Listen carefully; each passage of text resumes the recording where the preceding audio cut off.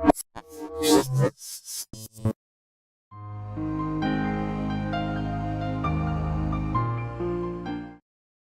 guys, and welcome to Something for Every Nerd. This is Kingdom Hearts episode 6.5, the Lost episode.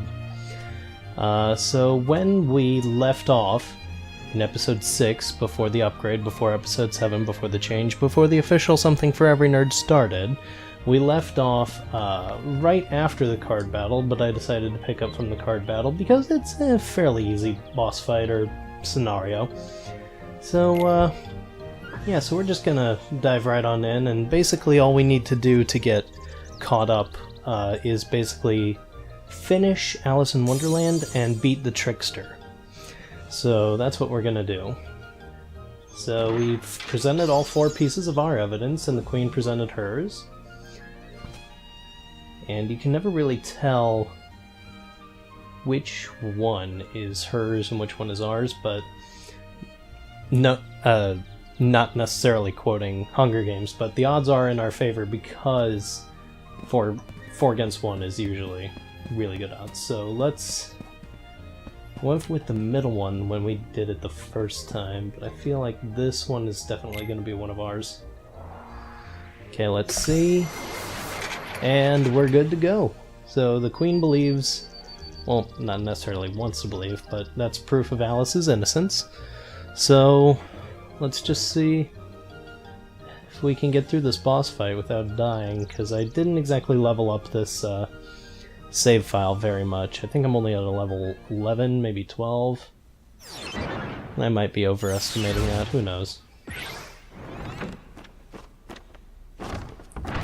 Sorry if I don't really talk. Usually I have other people to play off of, so this is actually really going to be a test of whether or not I'm cut out for solo recording, or if I desperately need someone to play against.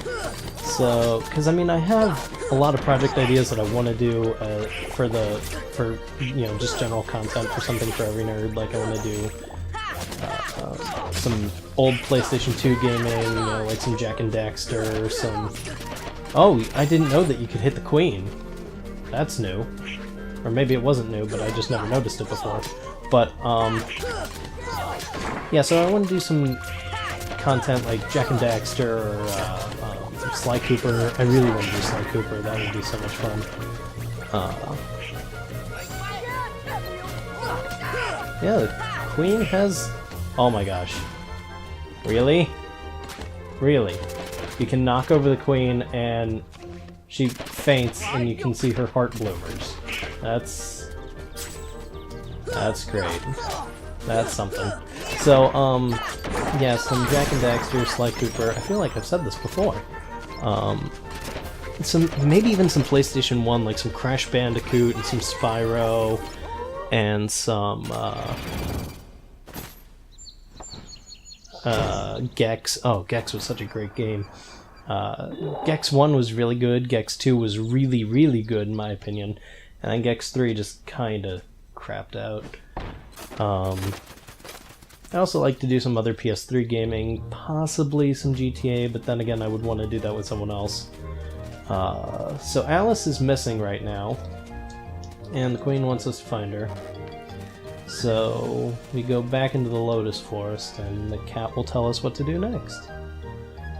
Trying to think of other projects that I said I wanted to do.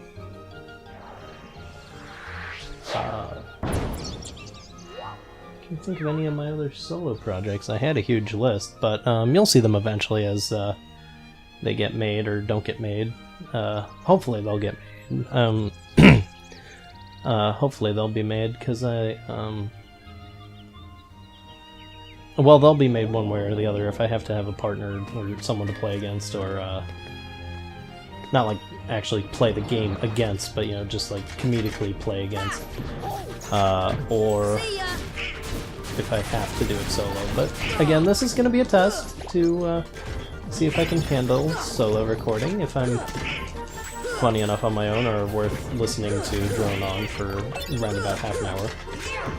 Actually, I don't even know if this is going to be a full half-hour video or not, because of, you know, just kind of like where we started and what we actually have to do as far as the episode is concerned. Because, like I said, we only have to get through to the end of the level, and that's not very far if I don't get literally any of the chests or bother with all these little guys. So I'd like to get my AP up at least one more, that way I can get, oh, what is it? Slapshot, because that'll definitely come in handy against Trickster. What I should have done is I should have bought some equipment to protect against fire damage, because Trickster is kind of a pain in the ass, but, yeah. Gosh. Yeah, and if you're wondering why we decided to do Kingdom Hearts, you know, really it was Tommy. Tommy said that, you know, he never really played Kingdom Hearts, but he'd like to know, you know, probably because of all the hype that's been going on, especially on Tumblr, because we're both on Tumblr all the time, and I'm always reblogging Kingdom Hearts stuff, because this is just my favorite game ever. But Tommy wanted to know, so I was like, are you sure you want to go down this road? Are you really sure? Because I tried to explain some very basic concepts of Kingdom Hearts, which is kind of an oxymoron. Well, there we leveled up, and we only got more strength, so not any more AP. So that kind of sucks. But, yeah, so Tommy wanted to know what it was like, and I tried to explain some, very basic plot lines, and he's like, what? And I was like, yeah, that's the game that I rant on and on about for days. Oh, no, I was about to skip the scene because I've been used to skipping the scenes to at least get caught up this far. Do we have to do this part? I don't remember having to do this part, but, I mean, I guess we can. Sit down and get your presents. Okay, so sit. But, yeah, so I mean, I guess I could talk a little bit about my history with this game and, you know, what it kind of means to me and stuff, but, gosh, back when this game came out in 2002, well, actually, it was before it came out, because we saw the, trailer on, like, oh gosh, what was it? I should know this, because I just looked up the trailer for it.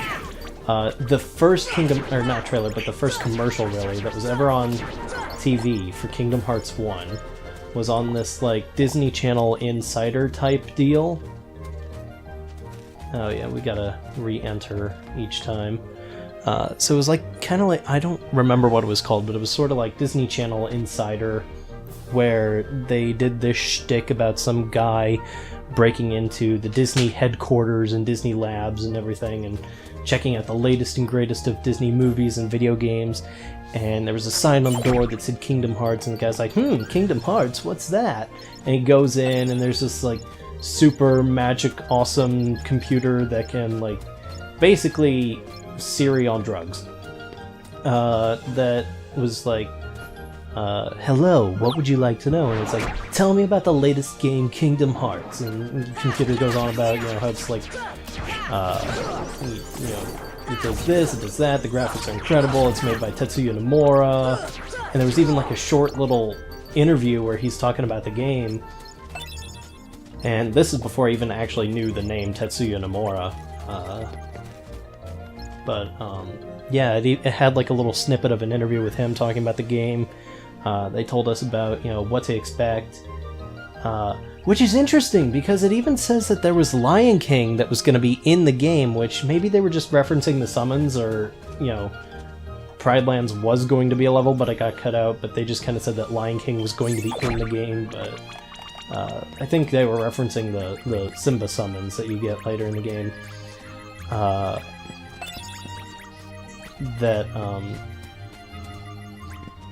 yeah, like, they showed, like, a whole bunch of these really awesome clips from the game that had, like, all my favorite Disney characters in it, like Jack Skellington and Peter Pan, and actually there's a funny story about Peter Pan I'll tell you later. and, you know, Simba and stuff like that, and I'm sitting there going, you know, I have to have this game. So I begged and I pleaded with my parents to get me this game, and I don't even know how old I was then. Let me do some quick math. Let's see. 1993 plus... or, here, sorry. 2002 minus 1993. Okay, so I was 9 at the time. God. Oh my gosh. That's perspective for you. Is there anything else? That's all the presents. Good. So, I begged and I pleaded with my parents. I was like, I have to have this game. This is like the coolest looking game I've ever seen ever. I have to have it. And lo and behold, I think I got it for Christmas or my birthday or just when it came out. I don't really remember, but one day it was in my possession and I started playing the game. And, you know, as you hear in the later episodes, you know, like, I think maybe episode 7, when we actually get to the Olympus Coliseum, you know, how much of a crappy history I have with the Olympus Coliseum. But after I got the game, I got as far as the Olympus Coliseum and, you know, had to stop because I couldn't figure out how to beat the game. And, you know, like I say in the episode, it was because I didn't know that I had to leave, literally walk out the door. I don't know how we missed that. Because we would have to walk out the door in order to level up, or maybe we just used an earlier save where we were still at Traverse Town. And, you know, just, you know, went back to Traverse Town, tried leveling up, because we thought we needed to beat the barrels. And when I say we, me and my dad, you know, constantly played this game. My dad loved watching me play it or taking turns whenever I would die. And that's one cool thing about my parents. They love playing video games. Like, they still kind of do. Like, it was really weird. I got my dad playing GTA the other day. Gave him a helicopter and he instantly got, like, a 4-star rating and blew up the helicopter. So, yeah, so we're just playing a game, we can't figure it out. Took, I don't know how long. It might have been until 2004 when Chain of Memories was being released, or it could have been just shortly, like a short year or so afterwards, but I just literally couldn't figure out what to do. Like, I'm going around literally doing everything but walking out the door. And eventually, I don't know how I figured it out. I think I saw like an image or something, or a cutscene. I think I saw an image on like Google or something, and I was like showing Hades in the Coliseum entranceway, and I'm sitting there going, wait, I don't remember that. Hades is in the courtyard? So I try the barrels again, and I walk out, and oh my god was I pissed to find out that literally all I had to do was walk out of the door. But, hang on a second, I gotta read to see if this was all I had to do. All the lights are on, you'll see the shadow soon. Okay. They'll arise in this room, but somewhere else. The shadows might go after the doorknob to... Okay, that was all he had to say. Which is a hint that, you know, the keyhole's in the doorknob. Go figure! Yeah, boy was I pissed when I found out that all I had to do was walk out the goddamn door. Anyways, but that's in the past, and I eventually beat the game. I really don't remember how I beat the game, because some of those later levels, like, Riku in his little purple dress type deal, and, you know, when he's possessed by Ansem, and even the Ansem battles, and Maleficent as a dragon, oh god. I don't know how I did it back then without swearing my head off or breaking a controller, because that's just... it was ridiculous! But, and as we know now, those are some of the, not necessarily the easiest boss fights, but compared to, like, Kurtziza, or Sephiroth, or the Phantom, or the Titans that are, you know, the secret bosses in the game that I didn't know about. Actually, I think I stumbled on the Phantom once, and Kurtziza once, and never figured out how to beat them, and figured out that they weren't needed to beat the game. So I was like, screw it, not gonna do it. So I've never 100% beat any Kingdom Hearts game. Like, 100% all the things, collected all the things, beat all the secret bosses, you know, unlocked all the secret episodes and secret levels, etc., etc. Because, like, especially with Kingdom Hearts 1, you know, I didn't know anything about synthesizing with the Moogles, so I never even figured out how to get the Ultima Blade. To this day, I still have never gotten the Ultima Blade. I've never beaten Sephiroth, never beaten any of the secret bosses. Even in Birth by Sleep, I unlocked the secret episodes, but I never was able to beat Terranort. And, fun fact, I've never completed Chain of Memories, because I absolutely despise the card-based system. Okay, that was dumb. Oh, why did I use fire? Oh, you're an idiot. I never... Okay, I have greater appreciation for all my favorite YouTubers, because, like, playing a game and talking at the same time, especially, like, boss fights is, like, ridiculous. Okay, so, oh, yeah, I forget. He makes a tablespoon. But, yeah, like, I despise the card-based system in Chain of Memories and ReChain of Memories. ReChain of Memories was easier because at least it was like on the PlayStation 2 and not on the Game Boy Advanced, which infinitely better graphics and familiar controls, kind of, sort of, even though it still had the card-based system.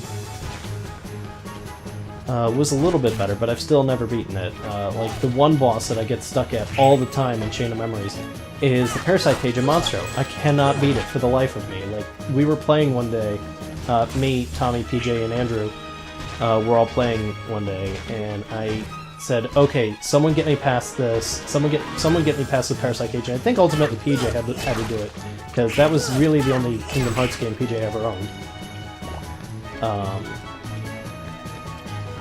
And I mean, I've played and beat all of the games as far as like a basic story, except for Chain of Memories. Like I beat 358. It took me a while, but I eventually beat 358. I beat the basic story of Birth by Sleep. Actually, no, I take that back. I never finished ReCoded, but it's okay because that got turned into cutscenes. So. But yeah, I never finished ReCoded because of the Castle Oblivion things where you have to fight the Invisibles in under like a minute, and it's like, how do you expect me to do that? There's literally no way to do that. Well, there actually is, but I could not figure it out, and I still haven't figured it out. I've beaten 3D Dream Drop Distance, probably not my favorite game, but it was one of the more enjoyable ones because of the flow motion aspect, and I cannot wait for the remaster of that game when it comes out for 2.8, because that I am very much looking forward to play in greater graphics and, you know, on the PlayStation 3, or is it going to be on PlayStation 3 or is it going to be on PlayStation 4? It's going to be on PlayStation 4, what am I talking about? PlayStation 3 is getting obsolete. So, and yeah, I've got my PlayStation 4 because that's why I was getting it. So, yeah, and that's another thing. I've literally bought all the consoles just for Kingdom Hearts games. Like, the only game I have on a PSP is Birth by Sleep.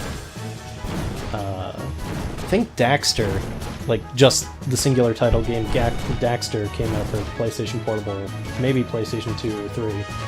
But I think it was just PlayStation Portable, so I might get that at, you know, like the Exchange or something, because I'd like to play that, because I've been watching a lot of Jak and Daxter playthroughs, or Let's Plays, rather, and I've been trying to, is he gonna do something else other than shoot at me? Okay, I didn't want to do this.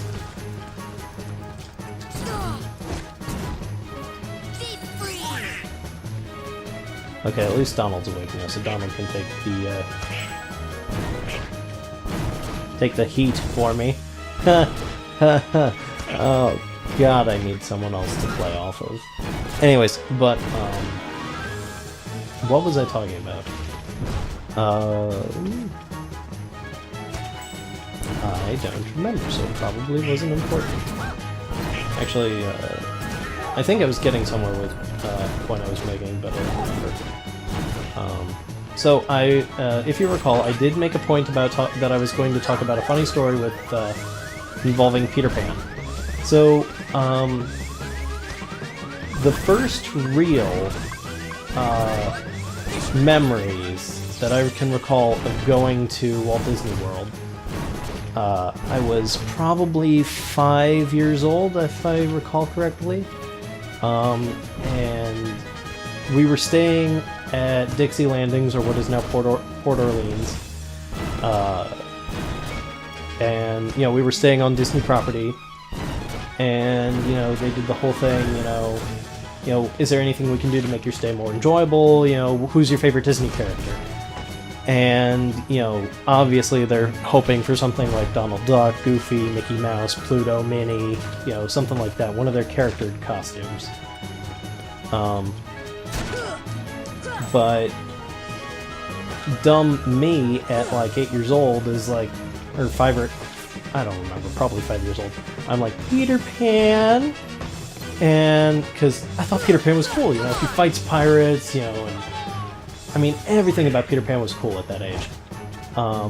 So I'm like, I want to see Peter Pan, and they're like, oh, okay, we'll try to see what we can do, but, you know. So eventually, you know, just some cast members showed up at the door with balloons and a card from, like, the main Disney characters, like Mickey, Goofy, Pluto, and everything, and I was like, we're sorry that Peter Pan couldn't come, he was busy fighting Captain Hook in Neverland, etc., etc., but we hope you enjoy your stay at Walt Disney World and, you know, have a magical day, etc., etc.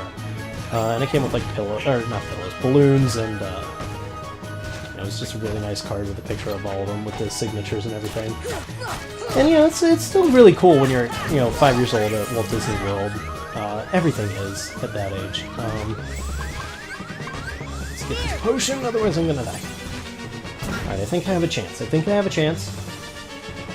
I lost a chance. He took away the table. Alright, I'm just gonna hide under the chair.